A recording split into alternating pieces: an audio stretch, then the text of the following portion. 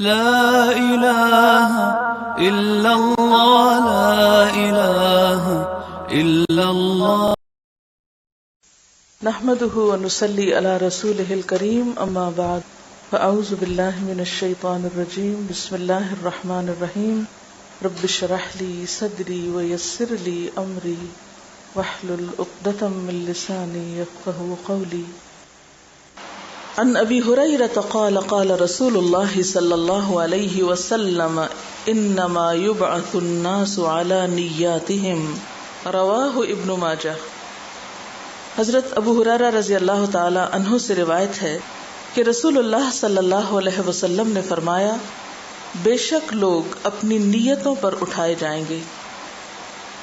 عن ابی ہریرہ، ابو ہریرہ رضی اللہ تعالی عنہ سے روایت ہے، قال انہوں نے کہا، قال رسول اللہ صلی اللہ علیہ وسلم کہ رسول اللہ صلی اللہ علیہ وسلم نے فرمایا، انما بے شک یبعث الناس اٹھائے جائیں گے لوگ علی نیاتہم اپنی نیتوں پر، یعنی قیامت کے روز لوگ اپنی نیتوں کے ساتھ اٹھائے جائیں گے یا لوگوں کے ساتھ ان کی نیتوں کے مطابق معاملہ کیا جائے گا۔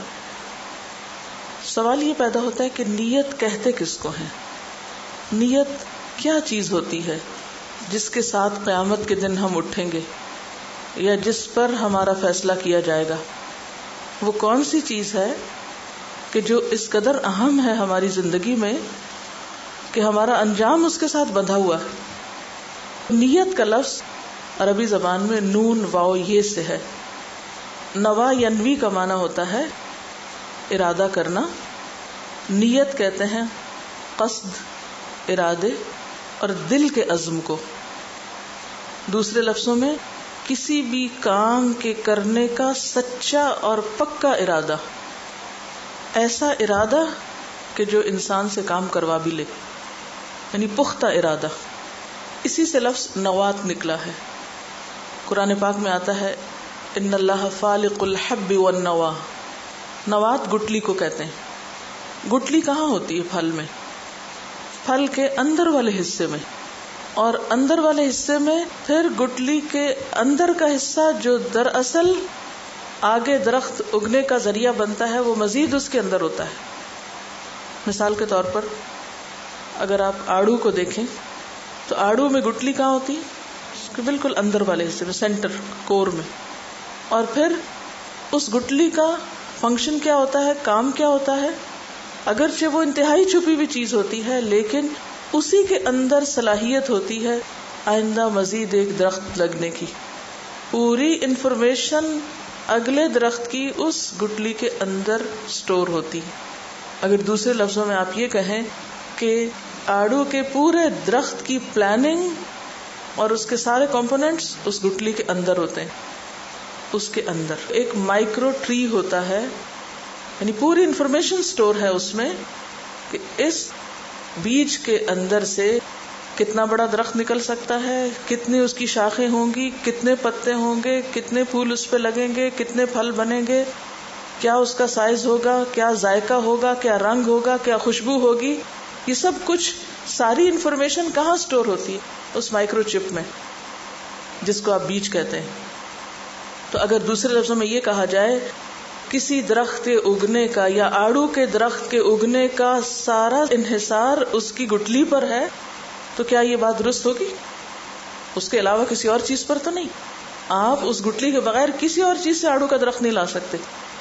پورے کا پورا انحصار اس ایک گٹلی پر جس کو آپ ربش سمجھ کے پھینک دیتے ہیں، لیکن آئندہ کے لیے سب کچھ اسی کے اندر سٹور ہوتا ہے۔ بالکل اسی طرح انسان کے اعمال کا انحصار اس کے اندر کے ارادے پر ہوتا ہے۔ جتنا وہ پختہ ہوتا ہے، جتنا وہ عمدہ ہوتا ہے، جتنا وہ اچھا ہوتا ہے، اتنا ہی عمل اچھا ہوتا ہے، اور اسی درجے میں پھر وہ عمل اسے دنیا میں بھی فائدہ دیتا ہے اور اس کے لیے صدقہ جاریہ بھی بنتا ہے۔ اگر اعمال کو ہم دو حصوں میں تقسیم کریں تو ما قدموا و آثارہم میں ہمارے موجودہ اعمال جو اس دنیا میں ہم کر رہے ہیں، اور وہ جو مرنے کے بعد ہم کو فائدہ دینے والے ہیں آثار ہمارے، وہ سب کے سب دراصل اس گٹلی یعنی اس نیت پر منحصر ہیں کہ اس کا سائز کیا ہے، اس کی صحت کیسی ہے اور وہ کتنی محفوظ ہے. اگر اس گٹلی یا بیج کو کیڑا لگ جائے یا اس میں کوئی خرابی پیدا ہو جائے تو پھر کیا ہوتا ہے؟ یا تو پودا اگتا ہی نہیں، یا پھر اگ جائے تو پھل نہیں لاتا، اور اگر وہ کمزور ہے تو کم پھل لائے گا. مثلاً آپ گندم اگانا چاہتے ہیں، آپ بازار میں جائیں گندم کا بیج لینے کے لیے تو پوچھیں کہ کون سا چاہیے، کئی قسمیں ملیں گی آپ کو ایک ہی چیز میں. اب ڈپینڈ کرتا ہے کہ آپ بیج کون سا خریدتے ہیں. جیسا بیج خریدیں گے، جیسا بیج لائیں گے ویسا ہی فصل لگے گا.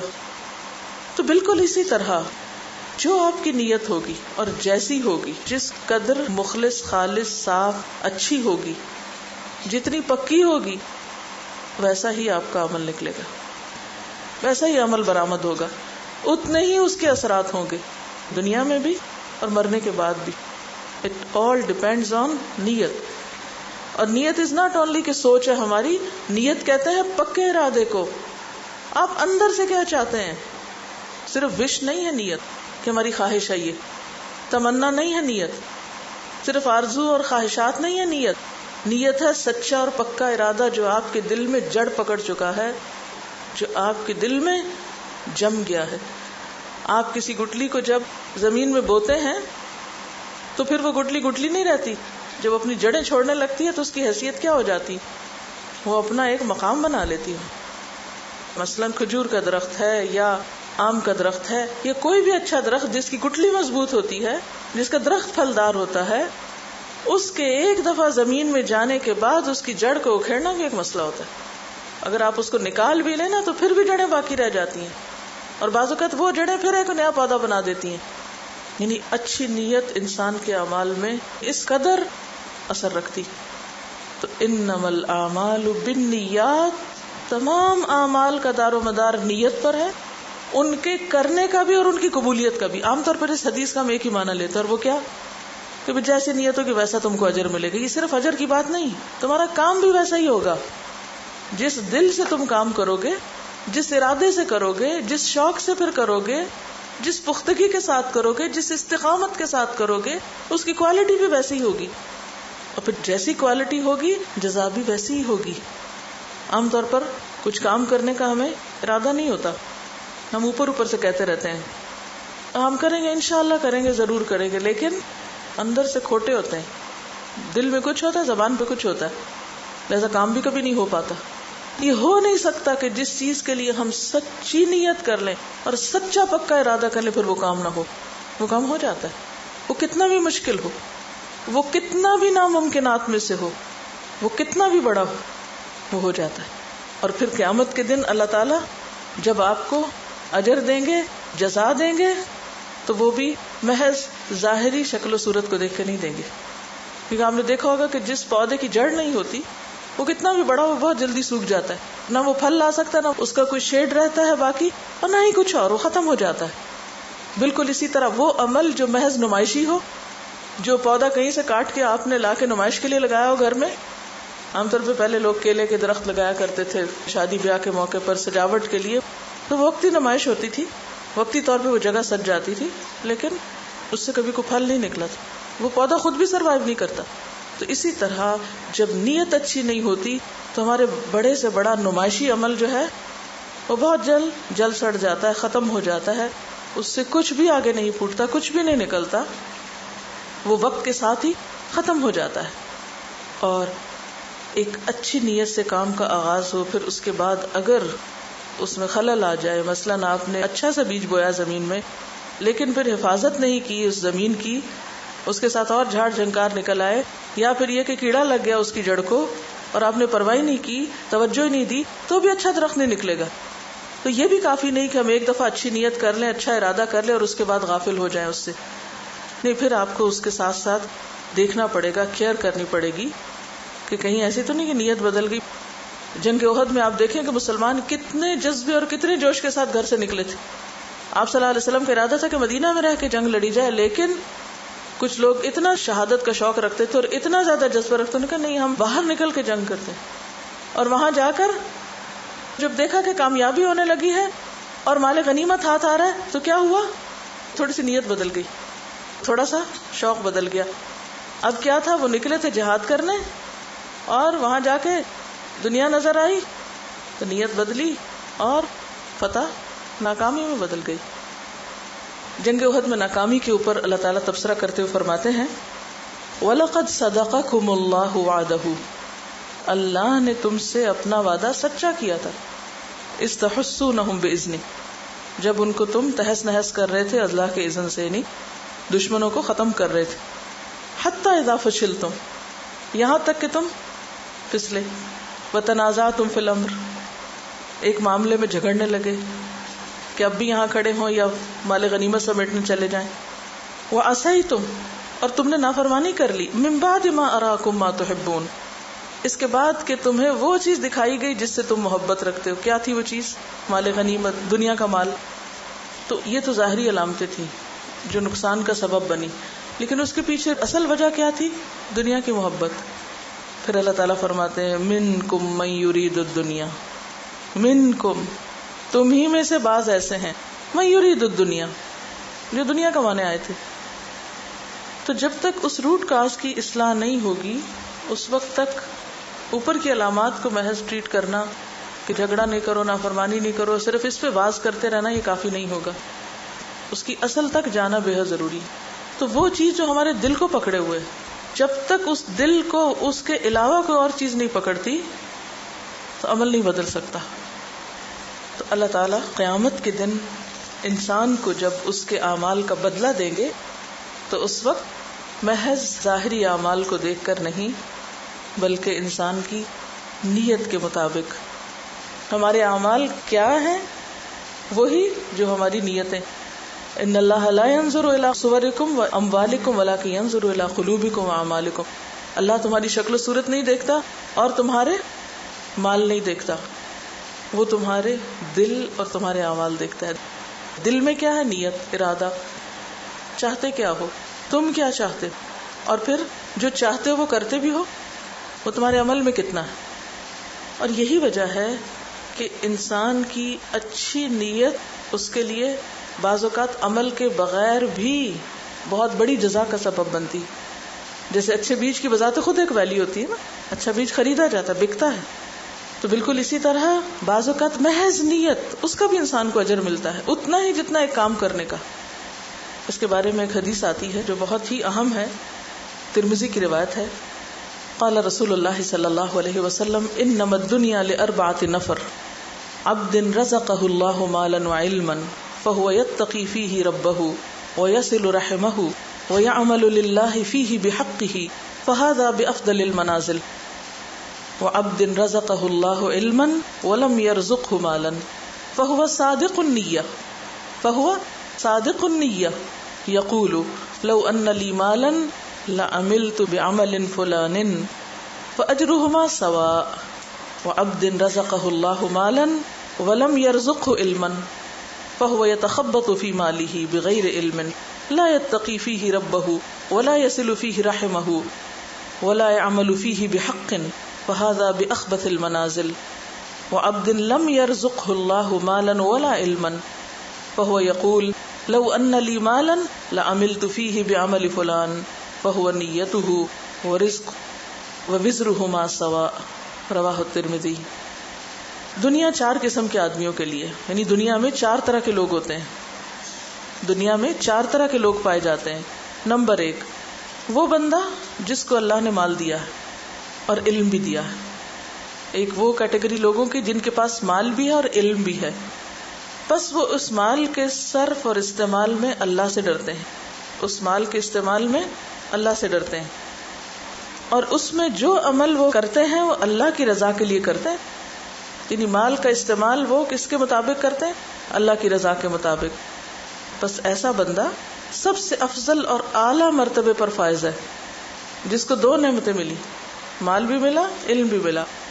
اب وہ مال کو علم کے مطابق استعمال کر رہا ہے، خاص طور پر صلہ رحمی کرتا ہے اور اللہ کی پسند کے کاموں میں خرچ کرتا ہے. فرمایا یہ ہائیسٹ رینک میں ہے. دوسرا وہ بندہ جس کو اللہ نے علم تو عطا فرمایا لیکن مال نہیں دیا، بہت سمجھدار ہے لیکن مال نہیں ہے اس کے ہاتھ میں، لیکن اس کی نیت بہت سچی ہے، صادق النیت ہے، سچا پکا ارادہ ہے اس کے اندر. کس بات کا؟ وہ اپنے دل اور زبان سے کہتا ہے کہ اگر مجھے مال مل جائے تو میں بھی اس مال کو فلاں شخص کی طرح اچھے کاموں میں لگاؤں گا. یعنی پہلے شخص کو کاپی کرتا ہے جس کے پاس علم اور مال ہے. فرمایا فَأَجْرُهُمَا سَوَاءٌ، ان دونوں کا اجر برابر ہے. یعنی ایک وہ جس کو اللہ نے مال دیا اور وہ مال خرچ کر رہا ہے اچھی نیت کے ساتھ اچھی جگہ پر، اور دوسرے کے پاس مال ہے کوئی نہیں، وہ صرف اچھی نیت رکھتا ہے، لیکن اجر میں یہ دونوں برابر ہیں. اب دوسرا تو صرف نیت رکھے ہوئے ہے، کیا تو اس نے کچھ بھی نہیں، لیکن چونکہ اس کی نیت بہت سچی ہے، کھری ہے، خالص ہے، اللہ کو اس کے جذبے اور تڑپ کا پتہ ہے، لہٰذا صرف اس کے جذبے کی وجہ سے اللہ تعالیٰ اس کو اجر میں پہلے شخص کے برابر لا کھڑا کریں گے. یہ ہے انما الاعمال بالنیات یا انما یبعث الناس علی نیاتہم. قیامت کے دن اگر عمل بہت زیادہ نہیں بھی ہیں لیکن آپ دل کے اچھے ہیں، آپ نیت کے سچے ہیں، تو آپ کو بھی مقربین میں جگہ مل سکتی ہے، کیونکہ آپ کے پاس وہ اسباب اور صلاحیتیں اور وسائل اور وہ سب کچھ تھا نہیں جس سے آپ بہت اچھے اچھے کام کر سکتے، لیکن آپ کے اندر جذبہ بہت تھا، تو تھوڑے سے کام بھی آپ کے لیے بہت بڑے ہو گئے. پھر ایک وہ شخص ہے جس کو اللہ نے مال تو دیا ہے مگر علم نہیں دیا. مال ہے، علم کوئی نہیں، کچھ پتہ نہیں کہاں خرچ کرنا چاہیے کہاں نہیں. بس وہ نادانی کے ساتھ خدا سے بے خوف ہو کر مال کو اندھا دھند غلط راہوں پہ خرچ کرتا ہے اور اس کے ذریعے صلہ رحمی نہیں کرتا، اور جہاں خرچ کرنا چاہیے وہاں نہیں کرتا. یہ لوگ سب سے برے مقام پر ہیں، یعنی اللہ کے نزدیک بدترین ہے کہ جن کو اللہ نے اتنا کچھ دیا لیکن وہ اس کو ضائع کر رہے ہیں. ایسا مالدار انسان اللہ کے ناپسندیدہ بندوں میں سے ہے. اور چوتھا وہ شخص ہے جس کو اللہ نے نہ مال دیا ہے نہ علم دیا ہے، محروم دونوں طرح سے، لیکن حال یہ ہے کہتا ہے اگر مال مل جائے تو میں بھی فلاں کی طرح خرچ کروں. کس کی طرح؟ تیسرے شخص کی طرح جو غلط کاموں میں مال خرچ کر رہا ہے. یعنی اگر مجھے بھی مل جائے تو میں بھی اس طرح جوا کھیلوں یا فلاں اور فلاں غلط کام کروں، میں بھی ہوں عیش و عشرت میں لٹاؤں. بس اس کی نیت یہی ہے. تو ان دونوں شخصوں کا گناہ برابر ہے. اب یہ بدقسمت نہ مال ہے نہ علم ہے، صرف بری نیت سے کہاں پہنچ گیا؟ برے مقام پہ، برے درجے پر. اچھا، اس سے کیا پتہ چلتا ہے کہ اسلام ہمیں کیسی سوچ دینا چاہتا ہے؟ یہ سب کچھ ہمیں کس طرف لے جاتا ہے؟ پازیٹیو تھنکنگ کی طرف، ایک مثبت سوچ. اور چوتھے شخص کی سزا نیگیٹو تھنکنگ کی وجہ سے. آپ کچھ کر سکتے ہو، نہیں کر سکتے ہو، مگر ارادے تو اچھے رکھو، سوچو تو صحیح. سوچنے پر کیا قیمت آتی ہے آپ کی؟ کیا مشکل؟ جیسے پیچھے میں نے ذکر کیا نا کہ اچھی نیت رکھنے سے انسان اس پورے اجر کو پا لیتا ہے جو کسی کام کرنے والے کو ملتا ہے. اس میں ایک اور حدیث بھی ہے، حضرت انس کی روایت ہے کہ ہم نبی صلی اللہ علیہ وسلم کے ساتھ غزوہ تبوک سے واپس لوٹے تو آپ نے فرمایا کہ ہمارے پیچھے کچھ لوگ مدینہ میں رہے، ہم جس گھاٹی یا وادی میں چلے وہ اجر و ثواب میں ہمارے ساتھ تھے، کیونکہ عذر نے ان کو روکا ہوا تھا. یعنی وہ جنگ میں شریک نہیں تھے لیکن پورا ثواب ان کو ملا، آنے کا ان لوگوں کے برابر اجر ملا جو جنگ میں شریک تھے. وہ پیچھے کیوں رہ گئے؟ کیونکہ ان کی ایک مجبوری تھی. تو اگر کسی حقیقی مجبوری کی وجہ سے آپ ایک کام نہیں کر پا رہے لیکن آپ کا ارادہ اور نیت اور تڑپ وہی ہے تو آپ اجر میں پیچھے نہیں ہیں. ایک ہے حقیقی عذر ہونا اور ایک ہے یعتذرون الیکم اذا رجعتم الیہم، منافقین والے بہانے. تو یہ ہم میں سے ہر شخص خود سوچ سکتا ہے، کیونکہ مدینہ میں پیچھے کون رہا تھا جنگ تبوک کے؟ دو گروہ رہے تھے، ایک سچے مخلص مومن رہے تھے اور دوسرے منافقین رہے تھے. ایک کے اوپر تو شدید وعید آئی اور ایک کو پورے اجر دے دیا گیا. فرق کس چیز کا تھا؟ منافقین کی پکڑ کیوں ہوئی؟ اور دوسری طرف انہی لوگوں کے ساتھ اسی شہر میں کچھ اور لوگ ہیں کہ جن کے آنسو بہتے تھے کہ ہم بھی یہ کام کر سکتے، ہم بھی جا سکتے. عذر نے ان کو روکا ہوا تھا. ان کو پورا پورا اجر گھر بیٹھ کے دے دیا گیا. بظاہر شکل کے اعتبار سے دونوں ایک ہی طرح کا کام کر رہے ہیں نا، بظاہر عمل تو ایک جیسا ہے، منافقین کا عمل بھی وہی ہے جو مخلص مسلمانوں کا ہے، لیکن دل کی کیفیت دونوں کی فرق ہے. تو پھر ہمیں بھی جائزہ کس چیز کا لینا ہے کہ ہمارے اندر کی کیفیت کیا ہے، اس کی فکر کرنی چاہیے. وہاں تو نہیں زنگ لگ رہا، وہ تو نہیں سخت ہو رہا، وہاں تو بے حسی نہیں. تو بے حد ضروری ہے کہ ہم اپنے دل کا احتساب کرتے رہیں، اپنے خیالات، اپنے جذبات، اپنے احساسات، اپنے شوق، اپنے ارادے، ان کا مسلسل جائزہ لیتے رہیں کہ ہم کیا چاہتے ہیں، ہمارا دل کیا چاہتا ہے، ہماری اپنی مرضی کیا ہے. حالات تو اللہ کے ہاتھ میں نا، ہر ایک کو ہر چیز تو نہیں مل سکتی. یہ دنیا کا نظام ہی ایسا ہے کہ ہر ایک کی مرضی کے مطابق یہ دنیا نہیں بن سکتی. اب ہمیں دیکھنا یہ ہے کہ اگر اعمال کا دار و مدار نیت پر ہے یا نیت زیادہ امپورٹنٹ چیز ہے، تو پھر نیت کا اچھا ہونا کیا معنی رکھتا ہے؟ کس کو اچھی نیت کہیں گے، کس کو خراب نیت کہیں گے، یا نیت پھر کیا چیز ہے؟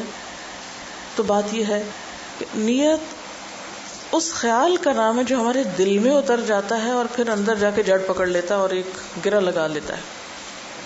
پھر وہ چیز ہمارے شوق بن جاتی، پھر وہ چیز ہمارا خیال بن جاتی، پھر ہماری گفتگو کا حصہ بن جاتی، اور پھر کسی وقت عمل میں بھی ڈھل جاتی. اور اگر عمل تک پہنچنے کا وقت نہ بھی آئے تو ایٹ لیسٹ وہ ہمارے خوابوں کا حصہ، وہ ہماری گفتگو کا حصہ ضرور رہتی. یعنی مجھے لگتا ہے کہ نیت ایک طرح سے دل میں اترا ہوا وہ الہام اور وہ خیال اور وہ سوچ ہوتی ہے کہ جو ہمارے دل کو جا کے پکڑ لیتی ہے. یعنی اصل میں نیت ہے کیا؟ دل کی کیفیت کا نام ہے نا. اس نے جا کے پکڑ لیا اندر سے. اب جو چیز دل کو پکڑ لے اس کا پھر حال کیا ہوتا ہے؟ پھر کیا ہوتا ہے اس کے ساتھ؟ جو چیز آپ کے دل کو لگ جائے پھر آپ لازماً اس چیز کے حصول کے لیے خاتمہ مارنے لگتے ہیں. اسی طرح اچھی نیت سے مراد نمبر 1 اچھے کاموں کا پختہ ارادہ، پکا ارادہ، سچا ارادہ. یعنی اچھی نیت کی پہچان صادق النیت ہونا، نیت میں سچا ہونا. کیونکہ بعض اوقات وہ ہمارے دل میں ہوتا نہیں جو ہم زبان سے کہہ رہے ہوتے ہیں. ہم غلط کام کر کے کہتے نہیں ہماری نیت بہت اچھی تھی، ایک اور جھوٹ بولتے ہیں. کیونکہ اگر نیت اچھی ہوتی تو کام کیسے اچھا نہ ہوتا؟ یعنی یہ کیسے ہو سکتا ہے کہ بیج اچھا اور درخت اچھا نہ نکلے؟ یہ ہو سکتا؟ محال ہے. تو اچھی نیت سے مراد نمبر 1 سچی نیت ہے، نمبر 2 اللہ کے لیے کام کرنے کی نیت ہے. کسی بھی تعریف سے، شہرت سے بے نیاز ہو کر لوگوں کی خوشنودی کے لیے نہیں، کوئی بھی اچھا کام اللہ کی رضا کے لیے کرنا، اس کا صلہ اور جزا اللہ سے چاہنا. جیسا کہ قرآن پاک میں تقاضا کیا گیا آپ سے، وَمَا أُمِرُوا إِلَّا لِيَعْبُدُوا اللَّهَ مُخْلِصِينَ لَهُ الدِّينَ، اور انہیں حکم نہیں دیا گیا تھا مگر اس بات کا کہ وہ اللہ کی عبادت کریں. کس طرح؟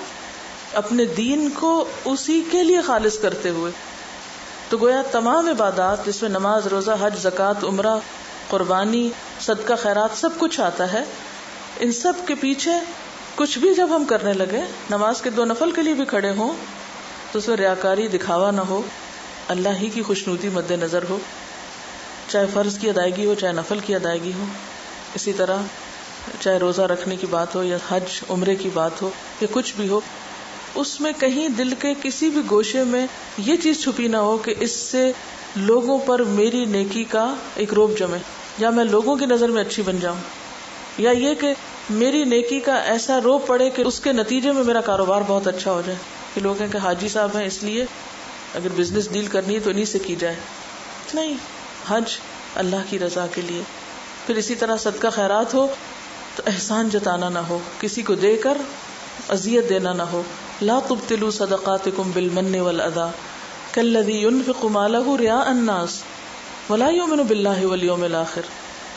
کہ اے لوگوں جو ایمان لائے ہو، اپنے صدقات کو ضائع مت کرو اس شخص کی طرح جو محض دکھاوے کے لیے مال خرچ کرتا ہے. یعنی احسان جتا کے اذیت دے کے خرچ نہ کرو اس شخص کی طرح جو دکھاوے کے لیے مال خرچ کرتا ہے اور اللہ اور یوم آخرت پر بالکل ایمان نہیں رکھتا. تو اس کا عمل کیا ہے؟ بس ظاہری وقتی عمل ہے، اس میں کوئی پائیداری نہیں، وہ پتھر پہ پڑی ہوئی مٹی کی طرح ہے.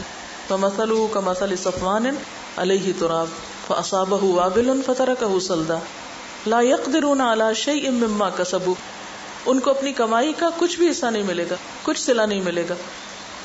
پھر اسی طرح اللہ کے رسول صلی اللہ علیہ وسلم کو باقاعدہ تاکید سے کہا گیا، قُلْ إِنِّي أُمِرْتُ أَنْ أَعْبُدَ اللَّهَ مُخْلِصًا لَهُ الدِّينَ. مجھے حکم دیا گیا ہے کہ میں اللہ کی عبادت اپنے دین کو خالص اسی کے لیے کرتے ہوئے کروں. یعنی جو دین کا معاملہ ہے وہ خاص بندے اور رب کا معاملہ ہے، اس میں کوئی دوسرا شامل ہی نہ ہو. قل ان صلاتي ونسكي ومحياي ومماتي لله رب العالمين لا شريك له وبذلك امرت وانا اول المسلمين. کہ نیکی کے کاموں میں پیچھے نہ رہے انسان، اور جو کرے اس میں پھر اللہ ہی کی رضا مقصود ہو. اور جب ایک انسان ایسا ارادہ کر لیتا ہے تو صرف اس کا ارادہ ہی اس کے لیے ایک نیکی بن جاتا ہے. من ہم بحسنۃ ولم يعملها كتبت له حسنہ. جس نے کسی نیک کام کا ارادہ کیا لیکن کر نہیں سکا، اس کے لیے بھی نیکی لکھ لی گئی. تو یہ انعام کس کے لیے؟ جو صرف سوچ پر ہے، جس کا ارادہ سچا ہو. اسی طرح اگر بری نیت ہوگی تو اس پر سزا بھی ہے. یہ نہیں کہ صرف اچھی نیت کی جزا ہے، بری نیت کی سزا بھی ہے. مثلا مسلم کی ایک حدیث میں آتا ہے کہ جب دو مسلمان ایک دوسرے کو قتل کرنے کے لیے لڑے تو قاتل اور مقتول دونوں جہنمی ہوں گے. آپ سے پوچھا گیا کہ قاتل تو قتل کرنے کی وجہ سے جہنم میں جائے گا، مقتول کس لیے جائے گا؟ اس کا کیا قصور؟ وہ تو قتل ہو گیا. آپ نے فرمایا وہ بھی تو دوسرے کے قتل کے در پہ تھا، وہ بھی تو اسی ارادے سے باہر آیا تھا. ایک کا ارادہ پورا ہو گیا، دوسرے کا پورا نہیں ہوا. اس نے قتل نہیں بھی کیا تو بھی اس کی سزا وہی ہے جو قاتل کی ہے، کیونکہ اس کی نیت بھی وہی تھی جو قاتل کی نیت تھی. اب دو بیک وقت ایک دوسرے کو قتل نہیں کر سکتے تھے، ایک کر گیا دوسرا نہ کر سکا. تو ایک کو سزا تو قتل کی اور دوسرے کو سزا کس چیز کی؟ محض نیت کی، محض اس کے ارادے کی. اسی طرح مہر مقرر کرنے والے کے بارے میں آپ نے فرمایا کہ جو مہر مقرر کر کے نکاح کرتا ہے اور اس کی ادائیگی کا ارادہ ہی نہیں رکھتا، وہ زانی ہے. یعنی اس نے مہر مقرر کر لیا بہت بڑا، لیکن نیت میں کیا تھا؟ دینا دلانا کس نے؟ یہ تو صرف دکھاوے کے لیے، نمائش کے لیے ہے، یہ لوگوں پہ ایک روب جمانے کے لیے کہ ہم اتنا دے سکتے ہیں، لیکن ارادہ اور نیت نہیں تھی. تو آپ نے فرمایا کہ وہ زانی ہے. اور اسی طرح جو قرض لیتا ہے اور ادا نہیں کرنا چاہتا وہ چور ہے. مسند احمد کی روایت ہے. یعنی کسی سے قرضہ لے لیا، کیا کہہ کے اتنے دن میں واپس کر دوں گا، لیکن یہ صرف اس کی زبان کی بات ہے، اس کے دل میں یہ بات کوئی نہیں ہے، اس کا ارادہ ہی نہیں ہے واپس کرنے کا. اور آج کل تو آپ دیکھیں کہ کتنے لوگ ہیں جو قرض لے کے واپس کرنے کی کبھی سوچیں. وہ ادا کیوں نہیں کر پاتے؟ ایسا نہیں کہ صرف مجبوری کی وجہ سے، وہ اس لیے ادا نہیں کر پاتے کہ ان کی نیت ہی نہیں ہوتی ادا کرنے کی. کیونکہ جن کی نیت ہوتی ہے وہ کسی نہ کسی طرح اس کو پورا کر لیتے ہیں. لیکن ایک بات یہاں یاد رکھیے کہ اچھی نیت سے برا کام نیکی نہیں بنتا. ٹھیک ہے؟ مثلاً آپ جھوٹ بولیں اس نیت سے کہ میں کسی کو ہنسا دوں، میں کسی کا دل خوش کرنا چاہتی ہوں اس لیے جھوٹ بول رہی ہوں. میرا ارادہ اور میری نیت کیا بڑی اچھی نیت ہے میری، میں دوسروں کا دل خوش کرتی ہوں اس لیے جھوٹ بولتی ہوں. تو اس سے آپ کا برا عمل نیکی نہیں بنے گا. اسی طرح اگر کوئی یہ کہے کہ میرے دل میں حیا ہے لیکن مجھے پردے کی ضرورت نہیں ہے، تو صرف دل میں حیا رکھنے سے پردے کا حکم پورا نہیں ہوگا. ٹھیک ہے؟ تو اچھی نیت کے ساتھ اچھا کام بھی ضروری ہے، اور برے کام کے لیے اچھی نیت اس کو اچھا کام نہیں بناتی. ٹھیک ہے؟ جیسے وہ رابن ہوڈ کی کہانی پڑھی ہوگی کہ وہ اس لیے چوری کرتا تھا کہ غریبوں کی مدد کرے. ہمارے دین میں اس کی کوئی گنجائش نہیں ہے کہ ہم چوری کر کے کسی کی مدد کریں یا غلط کام کر کے پیسے کما کے فنڈ ریزنگ کر کے مسجد تعمیر کریں یا کوئی اسلامک سینٹر بنائیں. اس کی کوئی گنجائش نہیں ہے. تو خلاصہ کیا ہوا کہ اسلام میں ظاہریت سے بڑھ کر انسان کے اندر کی اہمیت ہے. اللہ تعالیٰ انسان کی شکل و صورت یہ صرف اس کے ظاہر کو نہیں دیکھتا، وہ اس کے دل کو دیکھتا ہے، اس کے ارادوں کو دیکھتا ہے، اس کی تڑپ کو دیکھتا ہے، اس کے جذبوں کو دیکھتا ہے. اور باقی انسان کی مجبوریاں وہ تو جانتا ہے کہ کون کس مجبوری میں ہے، تو اس سے بڑھ کر ہمارے حالات سے کون واقف. اس لیے قیامت کے دن جب انسانوں کو جزا سزا ملے گی تو وہ ان کی نیتوں کے مطابق ہوگی. اس وقت میں نے 2 حدیثیں آپ کے سامنے پڑھی تھی. ایک یہ ہے کہ قیامت کے دن انسان نیتوں پر اٹھائے جائیں گے، اور دوسری یہ تھی کہ انما الاعمال بالنیات. ایک دنیا کا پہلو ہے اور ایک آخرت کا پہلو ہے. دنیا میں ہم کیا کرتے ہیں، ہماری ایکٹیویٹیز، ہماری مصروفیات کیا ہیں، جس چیز کا ہمیں شوق ہوتا ہے، جس چیز کی ہمارے نزدیک اہمیت ہوتی ہے، جو ہم چاہتے ہیں. تو یہاں بھی ہمارے اعمال بتا رہے ہیں کہ ہماری اصل نیت کیا ہے دنیا میں رہنے کی. اور آخرت کے اعتبار سے بھی وہی سامنے آئے گا جو ہمارے دلوں میں ہوگا. وَحُصِّلَ مَا فِي الصُّدُورِ. تو بنیادی طور پہ تو پھر ایک ہی چیز ہے نا، نیت، جو یہاں کے اعمال کو بھی متاثر کر رہی ہے اور وہاں کے انجام کو بھی متاثر کر رہی ہے. جتنا اللہ سے تعلق مضبوط ہوگا، وَالَّذِينَ آمَنُوا أَشَدُّ حُبًّا لِلَّهِ، جتنی اللہ کی محبت شدید تر ہمارے دل میں ہوگی اتنی ہی زیادہ پھر نیت کی اصلاح ویسے ہی ہوتی چلی جائے گی. سبحانک اللہم و بحمدک نشہد ان لا الہ الا انت نستغفرک و نتوب الیک.